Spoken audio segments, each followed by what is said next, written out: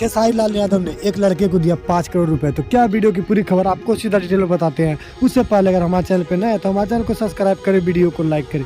बता दें खेसारी लाल यादव एक अच्छे कलाकार में से माने जाते हैं और ये काफ़ी दिलदार कलाकार माने जाते हैं। बता दें खेसारी लाल यादव जो कि एक छोटे मोटे परिवार से, जो कि एक गया जिला का रहने वाला, जिसका नाम है विनय कुमार, एक गरीब फैमिली से रहने वाला, जिसको खेसारी लाल यादव ने दिया है 5 करोड़ रुपए।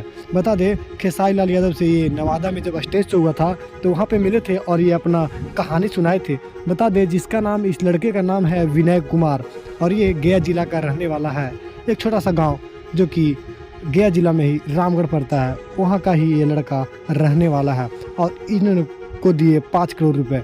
बता दें ये भी एक सिंगर है। बता दें एक छोटा मोटा सिंगर है और ये भोजपुरी में जो कि गाना गाते हैं, उसी को देखते हुए खेसारी लाल यादव ने इनको दिया है 5 करोड़ रुपए, ताकि आप एक से गाना गाइए और स्टार बनिए और बिहार के लिए कुछ अच्छा करिए। जैसे हम कर रहे हैं वैसे आप भी करिए। इन्होंने एक ट्वीट के द्वारा बताया है खेसारी लाल यादव फिलहाल